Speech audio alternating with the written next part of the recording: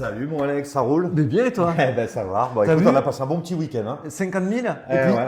Ben oui, c'est normal, il est un peu fatigué. Bon, on va en parler, de toute façon. Vous inquiétez bienvenue pas. chez les Tontons Crypto. Ravi de vous retrouver. Toujours moi Julien pour les fondamentaux. Et Alex, côté technique, donc on est ravi de vous retrouver. Mais énormément ravi. Et on n'hésite pas à mettre le petit pouce, à en partager, à en parler à ses amis. Ça fait toujours plaisir. Et toujours de lire vos commentaires. Toujours ravi. Abonnez-vous aussi, vous raterez rien et nous on sera mieux. Référencé. Qu'est-ce qu'on voit alors cette semaine mon ami? Bah voilà, alors les 50 000, les 50 000 Ouais, et après. et après. Bon, voilà. Ouais, voilà. Donc c'est vrai que petite déception, un peu on va dire macroéconomique. On va y venir, un peu l'inflation, le CPI qui a eu lieu cet après-midi si vous regardez la vidéo aujourd'hui. Sinon c'était ce mardi à 14h30. Voilà, exactement. Alors est-ce qu'on est en fin de cycle ou pas? Et on va vous raconter le plan des tontons à court terme. On attaque tout de suite. Mais juste avant d'attaquer les news de la semaine, on va faire un welcome. Welcome à Bluefin. Bluefin, alors c'est pour ceux, beaucoup le savent sur Telegram, on a bougé de MEX pour aller chez Bluefin. Alors c'est un exchange qui monte, qui veut vraiment aider les traders. C'est surtout moi, mon insider Bryson qui était mon référent chez MEX, qui est parti chez Bluefin et qui nous fait un pont d'or. D'ailleurs, il y en a 2-3 qui ont eu quelques problèmes. Il s'est engagé lui personnellement à régler les problèmes avec ces 2-3. Chez MEX, quand on était allé chez MEX, il y avait eu des problèmes.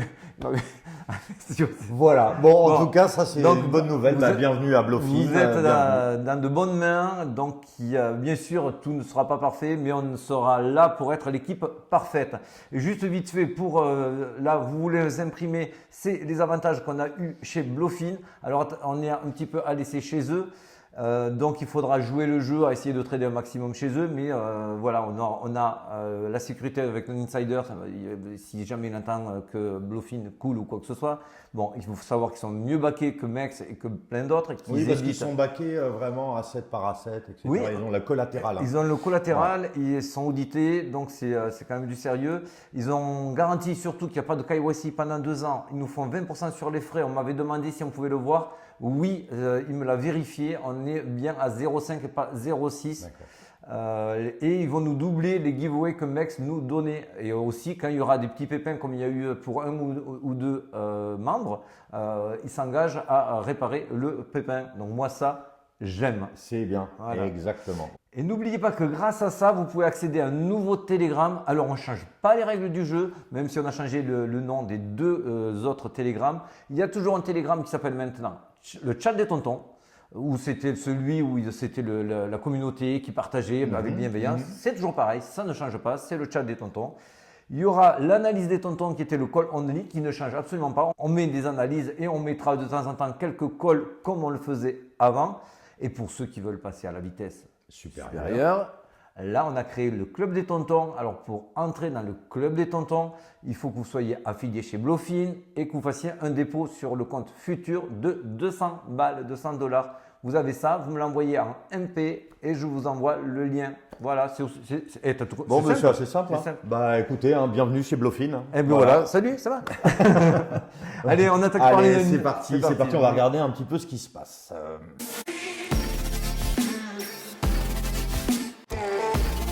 Bon. Écoute, tu vois, il y a une petite mèche. Une mèche qui a fait un petit peu peur, on va y revenir. Mais bon, on va pas se plaindre. C'est du beau vert. On part de 8 à 82% minimum. C'est bien. Je pense que vous commencez à voir votre portefeuille un petit peu plus dans le vert que d'habitude. On ne va pas rentrer dans le détail, chacun a ses projets préférés. Ouais. Mais ça donne écho à la semaine dernière où on vous avait dit, semaine dernière quand même, on sentait qu'il allait y avoir une embellie sur les alts et sur le reste. Je vous invite à la regarder par vous-même. On vous avait montré vite fait qu'on espérait un rebond dans cette zone verte là pour s'extirper et casser la tendance. Quand on cassera la tendance, on vous dira officiellement on est en alt. Exactement, season. Exactement, parce que comme vous avez montré la semaine dernière, Bitcoin, numéro 2, Ether, etc. Si vous voyez Ether qui surperforme le Bitcoin, c'est qu'on est dans la bonne direction. Là, on ne vous explique pas ETH BTC. Ceux qui ne comprennent pas pourquoi, à quoi correspond cette cotation ETH BTC, référez-vous à la semaine dernière. On l'a plus longuement expliqué. On ne le refait pas. Et justement, pour appuyer sur toutes ces bubbles vertes qu'on a vues, ça se confirme sur ce drapeau qu'on vous a également présenté la semaine dernière. On était juste en sortie du drapeau, on espérait que ça confirme. Et bien pour l'instant, c'est en bonne voie.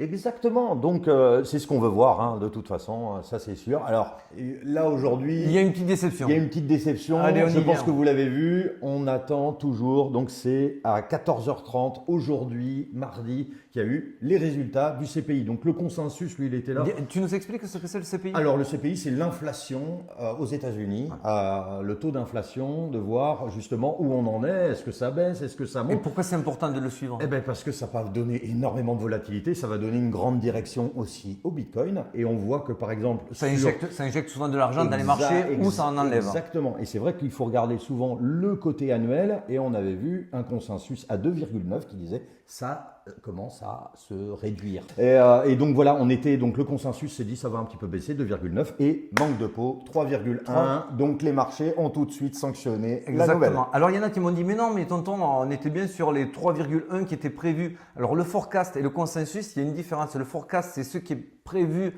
d'un mois sur l'autre, mais il est ajusté par les investisseurs suivant comment ils se positionnent. Et s'ils se positionnent à l'achat ou à la baisse sur cette valeur-là, on va avoir un consensus soit au-dessus, soit au-dessous. Là, on était en dessus. Ça tombe 3,9. Donc, il y a eu 0,2 points à récupérer sur les marchés. Ça fait un petit peu dévisser. Et c'est un petit peu ça aussi qu'attendaient quoi? Les market makers. Exactement, pour pouvoir faire un peu le mouvement, on savait qu'il allait avoir de la volatilité et surtout, c'est pas forcément une si mauvaise nouvelle puisqu'on maintient une inflation assez élevée. Donc, ça veut dire que on va pas pouvoir baisser tout de suite les taux. Donc, on reste un petit peu sur ce plateau. Sur ce plateau, ça veut dire toujours aussi de la croissance. Et après, on pourra travailler là-dessus. Exactement. Donc, c'est, on va dire, une déception. C'est une déception. Voilà. Et ce qu'on a vu là cet après-midi, à savoir cette jolie mèche là, les market makers, comme d'habitude, commandés par les exchanges ou pas, appuient pour avoir un petit peu un effet de panique. Mais ça a bien rebondi, ça on le verra dans la seconde partie. Il est résilient, exactement. Bon, on peut passer directement aux news, comme vous pouvez le voir. Il n'y a pas grand-chose. Il n'y a pas grand-chose. Il y a quelques news qui sont intéressantes, notamment l'ETF. Et qui alimentent un petit peu le scénario d'aujourd'hui. Le scénario d'aujourd'hui, c'est est-ce qu'on est sur un top, est-ce qu'on est en fin de cycle haussier du BTC une fois qu'il a touché ces 50K. Parce que 50K, vous le savez peut-être si vous êtes ancien, mais pour les nouveaux, ces sommes rondes ont une valeur psychologique qui des fois peuvent être suffisantes pour faire peur et faire obstacle pour passer au-dessus. On appelle ça une résistance psychologique. Et c'est vrai que c'est une résistance très long terme, donc forcément ça a réveillé quelques petits ours, c'est normal. Alors, c'est normal. On va vous expliquer pour les tontons pourquoi à l'heure actuelle, pour nous, on n'est absolument pas sur un top, on n'est absolument pas en fin de cycle haussier. Parce que d'abord, il y a plein de choses qui arrivent. Notre fameux ETH, qui est encore un ETF spot, exactement. qui est déposé. Templeton qui dépose sa candidature ETF Ethereum, donc ça c'est vraiment très très bullish. Second truc, est-ce que tu as entendu à la télé, là, tu as entendu parler du Bitcoin Regarde, je te le montre. On l'avait préparé ça, vous inquiétez pas, on est toujours, sur mais c'est pas grave. Hein. Mais voilà, bon, vous voyez. Alors regardez. là, vous allez sur Google Trends, c'est un truc très simple, c'est à votre portée, vous le tapez, vous allez sur Google Trends, buy Bitcoin. Si vous voyez que il y a une demande qui est très forte, ça veut dire qu'effectivement, il y a la masse d'adoption qui est en cours et ces retails-là sont l'appât idéal, sont la contrepartie idéale pour les whales qui sont en train d'accumuler en amont. Exactement. Et comme vous vous doutez bien, tous ceux qui tiennent les plus grands journaux dans le monde, etc., ils ont une grande influence. Vous doutez bien que si vous voulez vendre, ils auraient mis tout de suite les grandes news en avant en disant c'est super. Là, ils ne l'ont pas fait. Non, ils l'ont pas fait. Notez que normalement, on est super surpris avec mes collègues comme Le Tron et autres. J'étais entièrement d'accord avec eux. Des fois, c'est pas le cas, mais là, c'est complètement. On est entre nous. On est à 50K. À 50K, je vous assure qu'il y a un an, tout le monde aurait misé, moi le premier, je le reconnais, à 50K, les médias, pim pam poum, TF1, BFM TV. Personne n'en parle. Personne. J'ai même un copain hier qui m'a dit mais j'ai jamais entendu parler du Bitcoin cette année. Et en ça, croyez-nous, bien sûr, il y aura des retracements, tout ça. On n'est pas en train de vous dire de mettre à la maison. Non.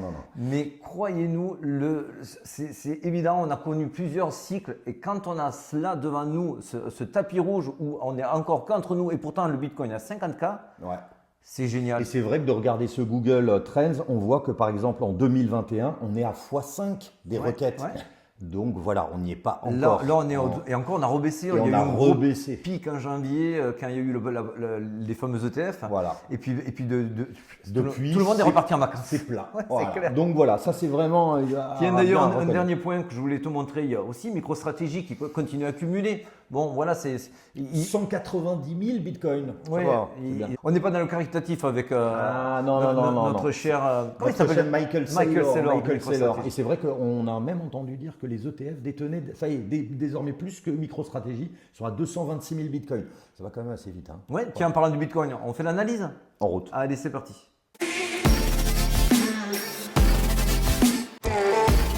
Alors on va attaquer direct, on va mettre les pieds dans le plat.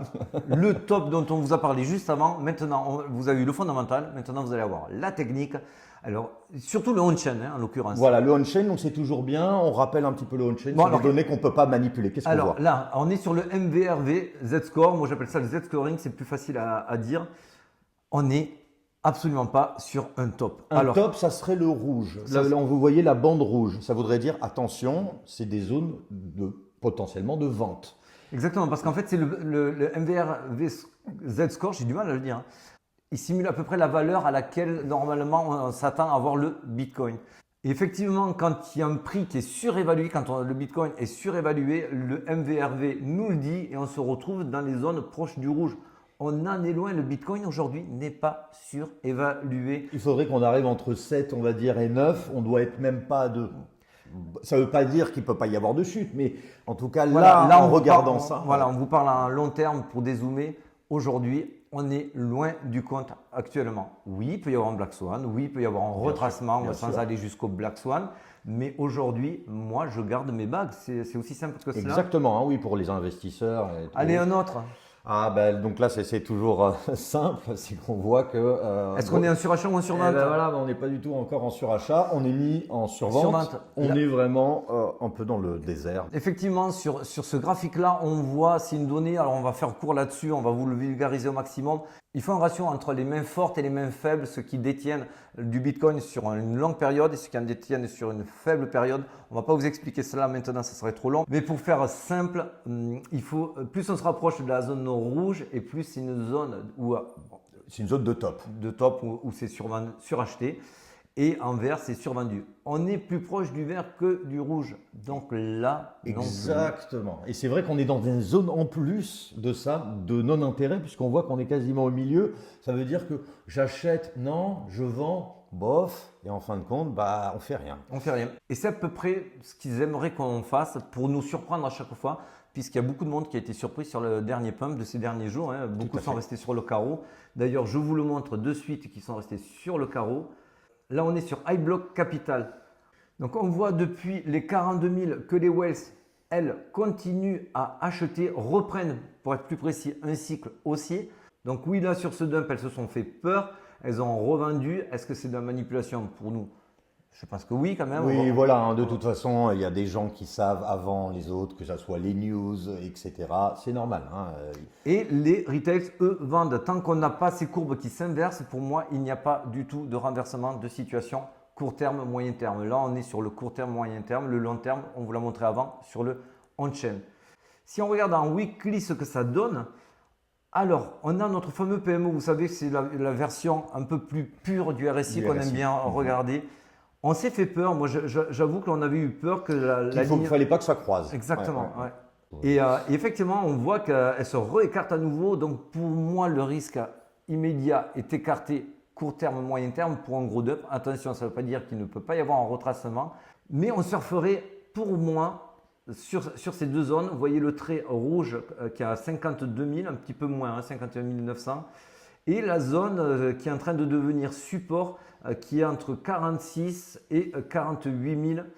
Là-dessus, je pense qu'on peut se reposer un petit peu. Ça va batailler. Ça va batailler. Il faut quand même qu'il se repose. Il a déjà pas mal monté. On l'avait déjà dit un petit peu la semaine dernière. Et on est sur des zones capitales. Donc ça ne se fait pas en 2 minutes. Surtout de les traverser. Donc c'est un petit peu normal qu'on grind un petit peu là-dessus. En revanche, on n'est pas complètement idiot. Si on voit qu'on casse le support et qu'on s'installe dans la partie inférieure du range, pour nous, la fête sera reportée. Ça ne veut pas dire qu'on repartira sur du baissier long terme, mais sur du moyen terme, oui. Pour l'instant, on est toujours entre ces deux bornes qui nous plaisent énormément. En bleu vertical, vous avez le halving. Je pense très sincèrement qu'on va s'amuser un petit peu à onduler. Vous savez, comme vous avez dit qu'il aurait dû y avoir un range. Bon, on a été un petit peu surpris à la vitesse à laquelle on est sorti de ce court range qui a duré 1 à 2 semaines pour ressortir vers le nord. tant mieux. Et ça nous amène en intraday. Ici, on est en 1 heure. On se rend compte que si on trace le FIBO, je vous encourage à faire vos propres recherches parce que là, sinon, on n'aura pas le temps.